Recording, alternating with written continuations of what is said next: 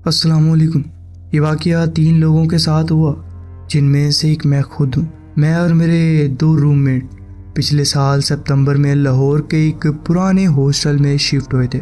अजीबोगरीब चीज़ें शुरू से होने लगी थी हमारे साथ। पहला वाक़या मेरे रूममेट आमना के साथ हुआ, जब वो अपने सामान अनपैक कर रही थी। उसने अपनी डेस्क के तमाम ड्रॉवर चेक किए थे कि सब खाली हैं, और सब खाली भी थे। फिर जब उसने एक ड्रॉवर दोबारा खोला सामान रखने के लिए, तो उसके बीच में एक छोटी सी हॉट व्हील्स वाली गाड़ी पड़ी थी।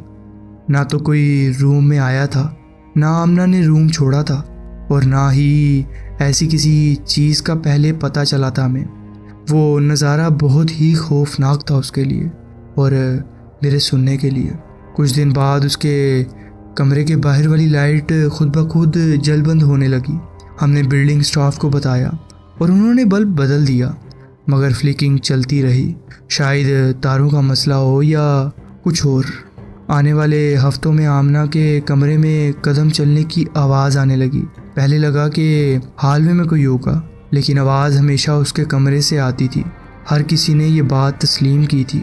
फिर एक दिन आमना ने देखा कि उसके कमरे के कोने में कोई साया खड़ा है। डर के मारे समझा कोई चोर घुस आया है। उसने लाइट ऑन की, लेकिन कोई भी नहीं था। गुज़िश्ता हफ्ते उसने मुझे मैसेज किया जब हम दोनों अपने अपने कमरों में थे। उसने पूछा, क्या मेरा दोस्त आया है कोई?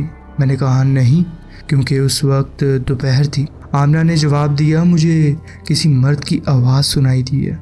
जब मैं उसके साथ मिली और पूरे हॉस्टल में चेक करने गई कि कौन हॉस्टल में मेरे फ्लैट पर आया था, तो वो बिल्कुल हॉस्टल ही खाली था। हमारा फ्लैट ही खाली था हमारे अलावा। हमारी बिल्डिंग में वैसे भी कोई मर्द नहीं रहता था।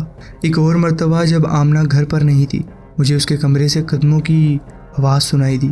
हालवे चेक किया, वहाँ भी कोई नहीं था। ये सब सुनकर मेरी रूह तक कांप गई।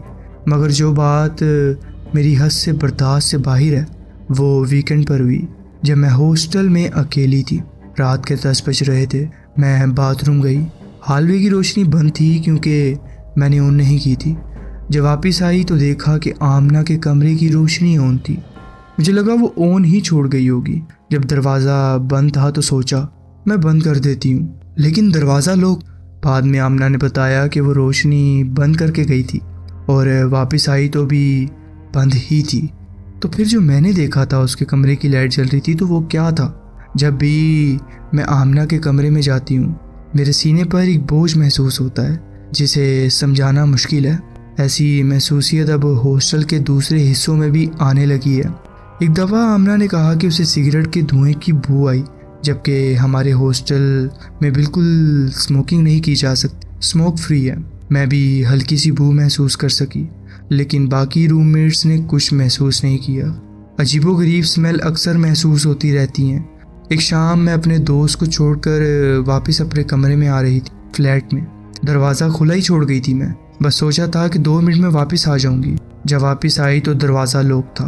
किसी रूममेट का होना भी मुमकिन नहीं था, क्योंकि कोई भी घर पर नहीं था उस वक्त। सब वीकेंड पर अपने अपने घर गए हुए थे। जब अंदर गई तो हर जगह चेक किया, कोई भी नहीं था वहाँ पर। अगर कोई आता या जाता मुझे पता लगता। सब कुछ बढ़ता गया। आमना ने अपनी अलमारी में साए देखे। एक मर्तबा हमने खिड़की में एक मर्द का अक्स देखा।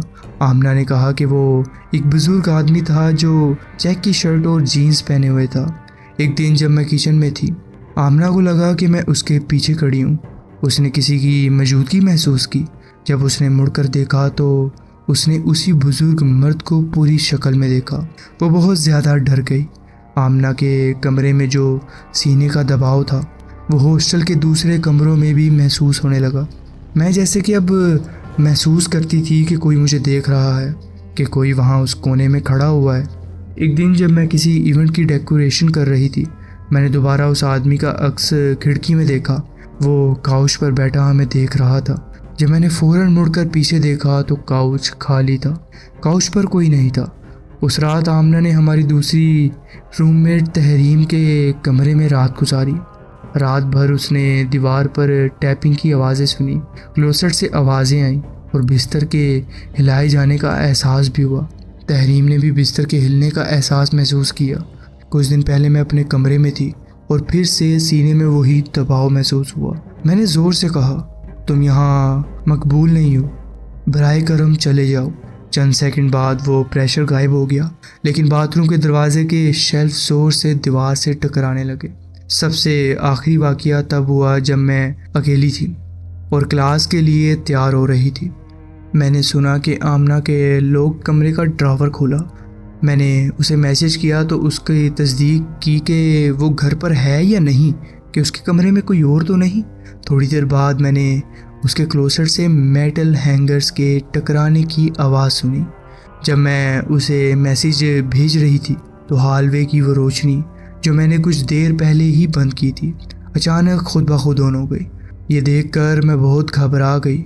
न जाने वो कौन है जो हमारे फ्लैट पर रहता है, लेकिन अब ये सब बर्दाश्त से बाहर हो गया है। हमें समझ नहीं आ रहा कि क्या करें। हम दुआएं वगैरह भी करवाई हैं। अगर किसी के पास कोई और तरीका है कि इस रूह या किसी शैतानी कुव्वत से छुटकारा पाने का, तो हम तैयार हैं उस पर अमल करने के लिए।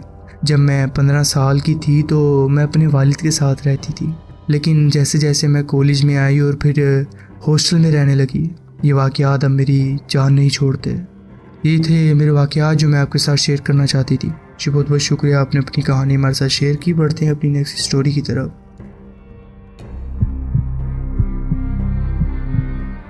अस्सलाम वालेकुम। ये वाक़या पाकिस्तान के शहर रावलपिंडी के एक पुराने इलाके के एक पुराने डबल स्टोरी फ्लैट में हुआ था। ये फ्लैट 2 कमरों पर मुश्तमिल था, लेकिन इसमें रहना हमेशा अजीब लगता था। ऐसा नहीं कह सकता कि वहाँ कुछ पैरानॉर्मल था, लेकिन जब से हम वहाँ शिफ्ट हुए थे अजीबो गरीब चीज़ें होने लगी थी हमारे साथ। किसी वजह से मेरे वालिद का कमरा मुझे हमेशा डरावना लगता था। मैं अंधेरे से नहीं डरता था, लेकिन जब भी उनका कमरा खुला होता और वो घर में नहीं होते थे, मुझे लगता कोई अंधेरे में से मुझे घूर रहा है। आखिरकार मैंने आदत बना ली कि जब वो घर में नहीं होते मैं उनका कमरा बंद कर देता हूँ, क्योंकि उस कमरे से ऐसी नज़र का एहसास होता है जो इंसान के अंदर तक घुस जाए। एक दिन स्कूल से वापस आया तो देखा मेरे वालिद की जीप पार्किंग में नहीं थी। मैं समझ गया कि वो किसी काम के सिलसिले में बाहर गए हैं। मैं अंदर गया, बैग रखकर सीधा उनके कमरे का दरवाज़ा बंद कर दिया। अपने कमरे में आराम से बैठ गया तो अचानक उनके कमरे से भारी कदमों की आवाज़ आने लगी। मेरा दिल धक धक करने लगा। मेरे वालिद हमेशा भारी स्टील वाले बूट्स पहनते थे जो मजदूरी या वुड वर्कर के लिए होते हैं। वो आवाज़ बिल्कुल उनके कदमों जैसी थी। मैं रुका, सुनने लगा और फिर धीरे से उनके कमरे के पास गया।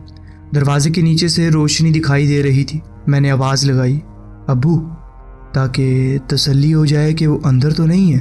जब मैं पहली बार गया था तो ना रोशनी थी और ना वो नज़र आए, लेकिन अब रोशनी थी। उनके कमरे की लाइट चल रही थी। कोई जवाब नहीं मिला, लेकिन कदम की आवाज़ जारी थी।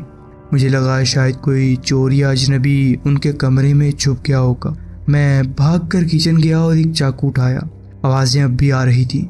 धीरे से वापस उनके कमरे के दरवाजे के पास गया, खुद को तैयार किया और अचानक दरवाज़ा खोल दिया, मगर अंदर कोई नहीं था। मैं फ़ौरन उनकी अलमारी की तरफ भागा। चाकू हाथ में था, अलमारी भी खाली थी। मुझे लगा मैं पागल हो रहा हूँ बस, इसलिए मैंने सब कुछ नज़रअंदाज किया और अपने दिन जैसे तेज़ी से गुजार दिए। लेकिन कुछ दिनों के बाद फिर से कभी कभी कदम की आवाज़ें सुनाई देने लगीं।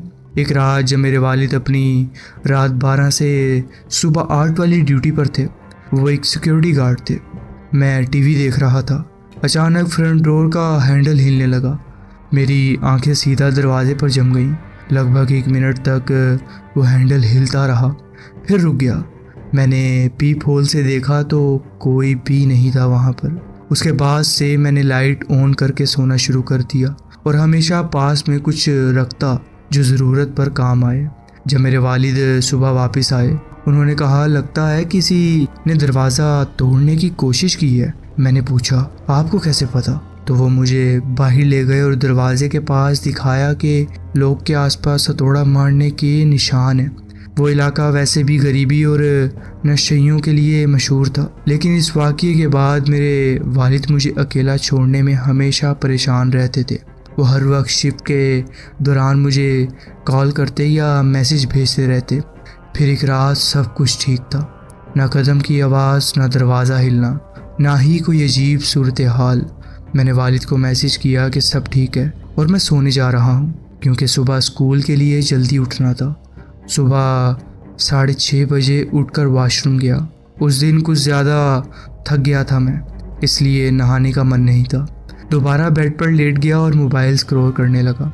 तभी फ्रंट डोर का ताला खुलने की आवाज़ सुनाई दी मुझे। मेरा ख्याल था कि वालिद शायद जल्दी आ गए हों, जैसे कभी कभी आ जाते थे। मैंने आवाज़ लगाई, अब्बू, मगर कोई जवाब नहीं आया। फिर एक गहरी कराहने वाली आवाज़ सुनाई दी, जैसे कोई तकलीफ़ में हो, लेकिन मुंह बंद हो और अंदर से आवाज़ निकले। वो आवाज़ बिल्कुल मेरे वालिद की लग रही थी, क्योंकि उनकी ड्यूटी एक बड़े से स्टील मिल के बाहर हुआ करती थी। उन्हें कई दफ़ा चोट भी लगती थी इस मामले में। मैंने फिर पूछा, अब्बू ठीक है आप? कोई जवाब नहीं आया वहाँ से। कराहने की आवाज़ और तेज़ हुई और साथ ही साथ कारपेट पर घसीटने की आवाज़ भी आने लगी। लगता था उनका पैर ज़ख्मी हो गया हो। फिर यह आवाज़ लिविंग रूम से किचन तक और वहाँ से टाइल के फ्लोर तक चली गई। फ्रिज खुलता और बंद होता सुनाई दिया। मैंने फिर पूछा, अब्बू, मगर अब भी कोई जवाब नहीं आया।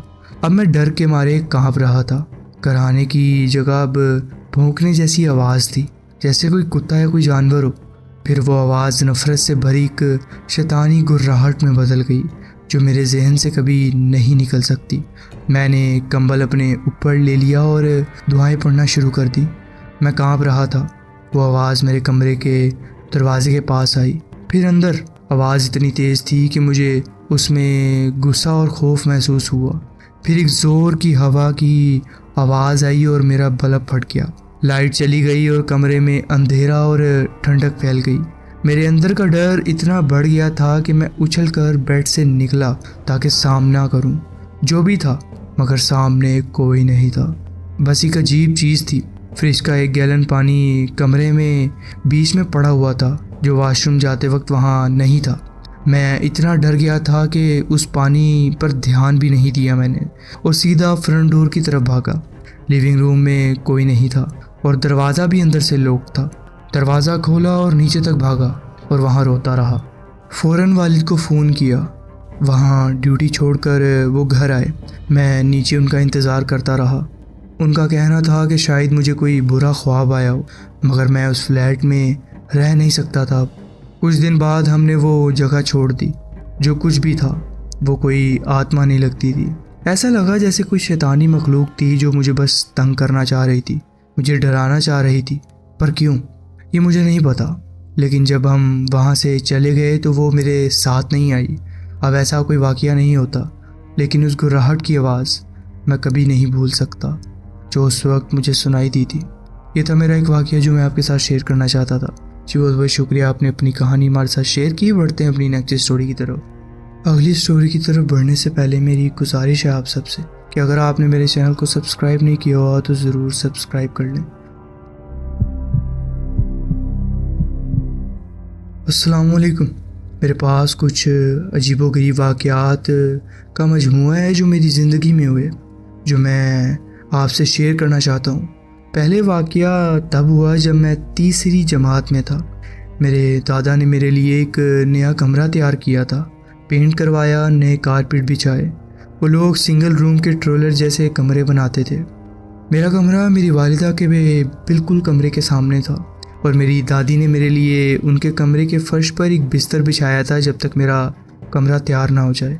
वजाहत के लिए, उस वक्त मैं सिर्फ एक औलाद था, मेरे साथ कोई और नहीं रहता था। शाम के तकरीबन 8 बज रहे थे और बाहर बारिश हो रही थी, इसलिए मुझे नींद आने में थोड़ा डर लग रहा था।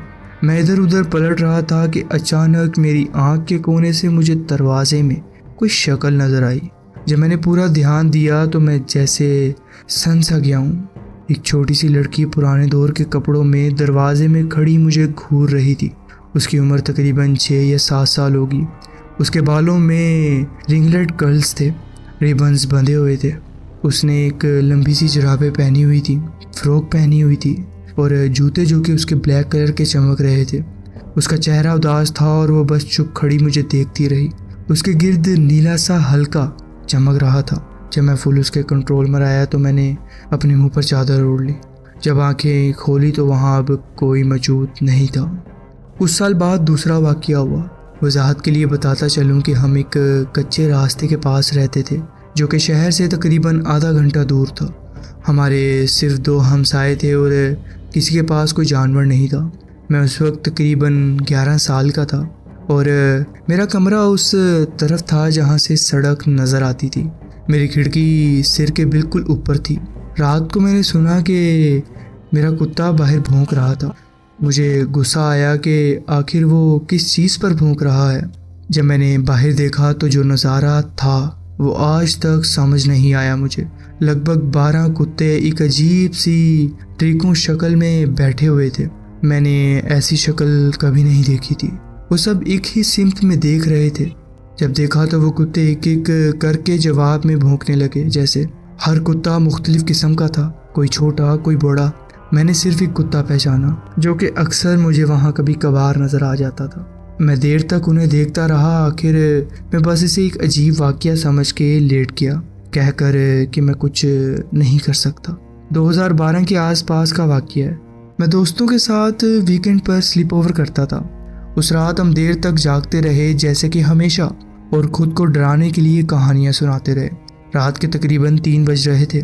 हम नीचे फर्श पर बैठे बातें कर रहे थे क्योंकि मेरे दादा ने सुबह जल्दी काम पर जाना होता था और वो हमारी बातों से चीखों पुकार से परेशान हो जाते थे। थोड़ी देर बाद मेरे दादा गुस्से में कमरे में आए और चीख कर कहने लगे कि उन्होंने हमें बाहर रोशनी में देखा है और वार्न किया कि अगर दोबारा ऐसा हुआ तो हमारी खैर नहीं। हम दोनों हैरान रह गए क्योंकि हम तो कमरे से बाहर निकले ही नहीं थे। मैंने उनसे कहा कि वो गलत समझ रहे हैं, लेकिन उन्होंने यकीन नहीं किया। वो कहते रहे कि उन्होंने हमें साफ मौजूदगी में देखा है। उस वक्त हमारे आसपास सिर्फ 2 या 3 हमसाए थे, जो कोई भी नौजवान नहीं था हमारे जितना। हम शहर से आधा घंटा दूर रहते थे। आज तक मैं इस बात की कोई वजह नहीं समझ पाया और दादा ने कभी नहीं माना कि वो किसी और को देख रहे थे। मुझे नहीं पता उस वक्त मेरे दादा ने किसको देखा था जो कि हमारी शक्लें ओढ़े हुए था। कुछ महीने बाद मैं अपने छोटे कज़न के साथ बाहर खेल रहा था। उसकी उम्र तकरीबन 10 साल थी। हम ट्रैम्पोलाइन पर खेल रहे थे। अंधेरा होने लगा था लेकिन हमने खेलना जारी रखा क्योंकि वहाँ और कोई मशगला नहीं था। हम क्रैक दी एग खेल रहे थे कि अचानक मेरा कज़न रुक गया और किसी चीज़ को दूर से देखने लगा। जैसे जब मैंने देखा तो हमारे दादा दादी के ट्रेलर के पीछे 2 गोदाम थे, एक ट्रैम्पोलाइन के सामने और दूसरा कुछ 200 कदम दूर। उस दूसरे गोदाम के ऊपर एक चीज़ हवा में तैर रही थी। मैं सिर्फ इतना कह सकता हूँ कि शायद वो जिन जैसा ही लग रहा था। एक मेला जहाँ गोल गोल घूमता है, उस पर रोशनियाँ गोल गोल घूम रही थी और लाइट के बीम आसमान की तरफ जा रहे थे उसके। सबसे अजीब बात यह थी कि उसमें कोई आवाज़ नहीं थी, वो बस वहाँ खामोशी से तैर रहा था। जब मैंने हिम्मत की तो मैं भागकर ट्रेलर के अंदर गया और दादा दादी को बताया, लेकिन जब वो बाहर आए तो वो चीज़ गायब थी। मैंने कज़न से पूछा कि वो चीज़ कहाँ गई है, लेकिन उसके पास भी कोई जवाब नहीं था। कभी दोबारा वो चीज़ नज़र नहीं आई और आज तक मैं समझ भी नहीं पाया वो क्या था। 2016 में मैं एक दोस्त के घर रुका था। उसका घर बड़ा पुराना था, 19वीं सदी का। उसके वालिद उसे रेनोवेट कर रहे थे। उन्होंने उस घर में पुरानी तस्वीरें, पुराने कागजात और एक पुरानी माइन से कुछ सामान निकाला था। शायद ये सब चीज़ें उन वाक़यात का सबब बनी। मैं अक्सर उसके घर में हफ्तों तक रहता था। घर एक आम सी ब्रिक का था लेकिन कुछ अजीब सा लगता था। मैं लिविंग रूम में गया और उसका लैपटॉप चलाकर हेडफोन्स लगाए और गेम खेलने लगा। 10 मिनट बाद एक अजीब सी सूनी सूनी शक्ल लेकर अंदर आई वो। मैंने उससे पूछा क्या हुआ। उसने कहा कि मैं इतनी देर से वहाँ हूँ। मैंने कहा कि जब से वो सफाई कर रही थी मैं तो उसके पास गया ही नहीं, मैं तो यहीं हूँ। उसके चेहरे का रंग जैसे बदल सा गया हो। उसने कहा तुम तो बाथरूम में नहीं थे और तुम मुझसे बात नहीं कर रहे थे। मैंने कहा नहीं, मैं यहाँ हूँ। उसने कहा मैं सफाई कर रही थी और डिओड्रेंट चाहिए था। मैंने बाथरूम की तरफ देखा तो मुझे तुम्हारा साया वहाँ नज़र आया। मैंने तुमसे पूछा कि डिओड्रेंट वहाँ है क्या। तुमने गुस्से में कहा कि नहीं, खुद ढूंढ लो। जब वो अंदर गई तो सोचा तुम वहाँ छुपकर डराने वाले हो, लेकिन वहाँ कोई नहीं था। मैंने उसे बताया कि मैं म्यूज़िक सुन रहा हूँ और गेम खेल रहा हूँ वहाँ। ये बात मुझे डरा गई, लेकिन मैं फिर भी उसके घर रुक गया। फिर एक और वाक़या हुआ। रात के 10 बज रहे थे, हम मूवी देख चुके थे और वो बाथरूम जा रही थी। जैसे ही उसने दरवाज़ा खोला, उसने ज़ोर से बंद भी कर दिया। ज़मीन पर गिरकर रोती रही वो। मैंने पूछा क्या हुआ, तो वो रोने के साथ हंसने भी लगी, जैसे किसी का इंतहाई डर लगा उसे। जब वो संभली तो उसने कहा, मैंने देखा कि 4 फुट लंबी सी शक्ल, अजीब सी गंदी और बड़ी बड़ी आंखों वाली बाथरूम की तरफ तैर रही थी। वो इसे किसी चीज़ से कंपेयर नहीं कर पाई। हमने फ़ौरन लैपटॉप निकाला और गूगल किया, लेकिन कुछ मिला नहीं इससे मिलता जुलता। उस रात जब हम सो गए तो कमरा बिल्कुल अंधेरे में था। जब हम सो ही रहे थे तो हमें ऐसा महसूस हुआ कि बिस्तर पर किसी ने छलांगें मारी हैं। ऐसा लगा जैसे एक दरमियानी साइज़ का कुत्ता छलांग लगा रहा हो।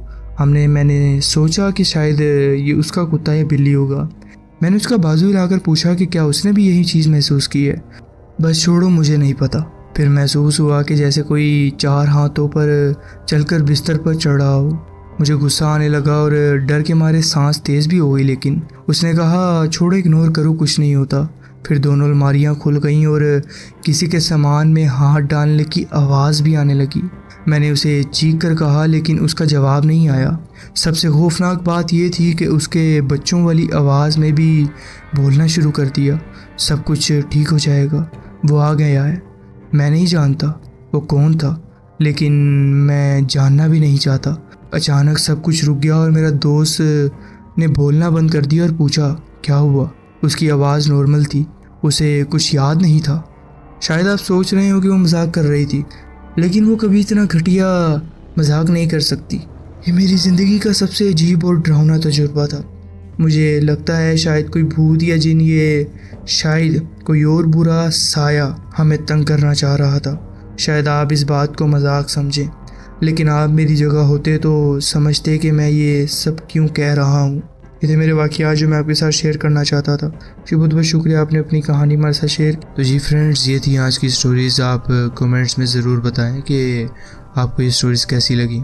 अगर आपको ये स्टोरीज़ अच्छी लगी हो तो वीडियो को ज़रूर लाइक कीजिए और चैनल को ज़रूर सब्सक्राइब कीजिए और बेल आइकन को ज़रूर प्रेस कर लीजिए ताकि आगे आने वाली कहानियाँ वीडियोज़ आपसे मिस ना हो।